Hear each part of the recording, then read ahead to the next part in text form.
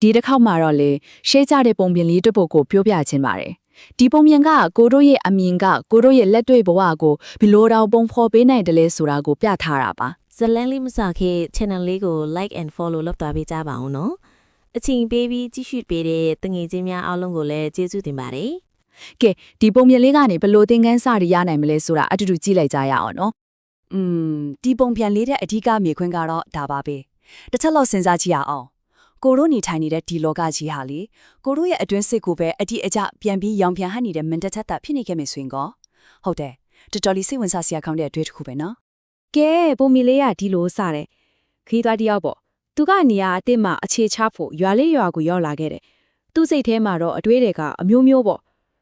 ဒီရွာတစ်မှငါပျော်ပျော်ရွှင်ရွှင်နေနိုင်ပါမလားဒီကလူတွေကတော့ခေါင်းကြပါမလားဆိုပြီးတိကျင်စိတ်တီပြင်းပြနေခဲ့တာပေါ့လေ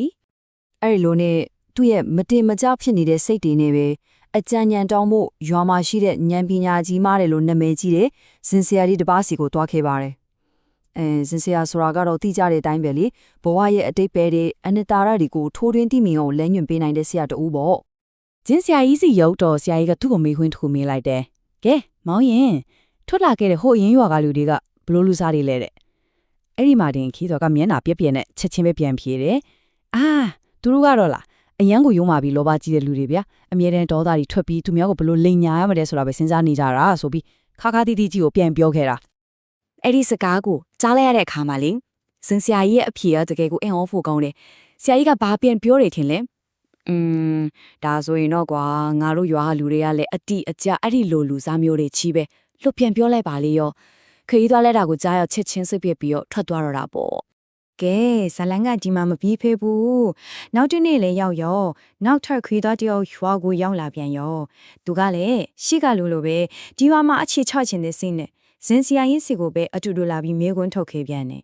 ဇင်စရာကြီးကလည်းအရင်မေးခွန်းကိုပဲထပ်ပြေးလိုက်တဲ့အေးဗျာမောင်ရင်ထွက်လာခဲ့တဲ့ရွာကလူတွေကတော့ဘလို့နေကြတော့ပေါ့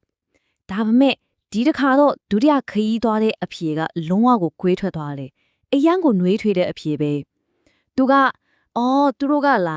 ာအရန်ကိုချိုးသားပြီးအားလုံးနဲ့တဟဇာတာရှိရှိနေထိုင်ကြပါတယ်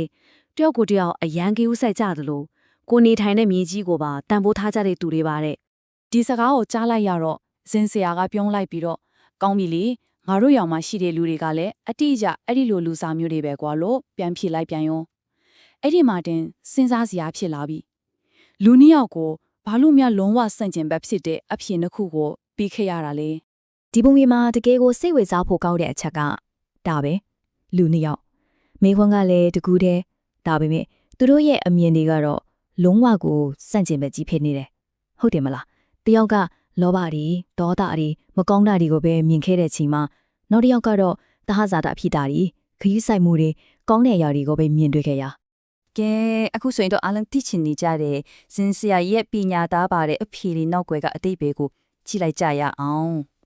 ဒါကပဲဒီပုံပြင်တစ်ဖုတ်လုံးရဲ့အတိတ်ကအချက်ပဲလေစင်စရာကြီးပေးချက်တဲ့တန်ခန်းစားကတကယ်တော့အရန်ရှင်းပါတယ်အဲ့ဒါကဘာလဲဆိုတော့ဒီလောကကြီးထဲမှာလေကိုကဘလို့အရာတွေကိုပဲအာယုံစိုက်ပြီးမြင်နေတယ်လဲဆိုတာက အဲ့ဒီပုံမူတည်ပြီးလောကကြီးကလည်းကိုအဲ့ဒီယားရင်းနဲ့ပဲပြန်ပြီးတော့တုံပြန်ဆက်ဆံသွားမှာပါပဲတဲ့ပြောချင်တာကကိုတို့အတွေ့အကြုံခံစားနေရတဲ့လက်တွေ့ဘဝဆိုတာကြီးကတကယ်တော့ကိုယ့်ရဲ့အတွေ့အစိတ်ကခံယူထားတဲ့အမြင်ရဲ့ရောင်ပြန်ဟက်မှုတစ်ခုတည်းဘာမှမပေါ်ဘူးဆိုတာပါပ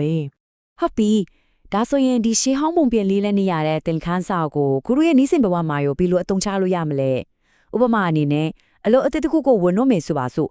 ဒါမှမဟုတ်ပတ်ဝန်းကျင်အသစ်ကိုပြောင်းရွှေ့ရတဲ့အခါမျိုးမှာပေါ့ဒီလိုအမြင်ကတင်ကြီးကိုအများကြီးအထောက်အကူပြုနိုင်ပါတယ်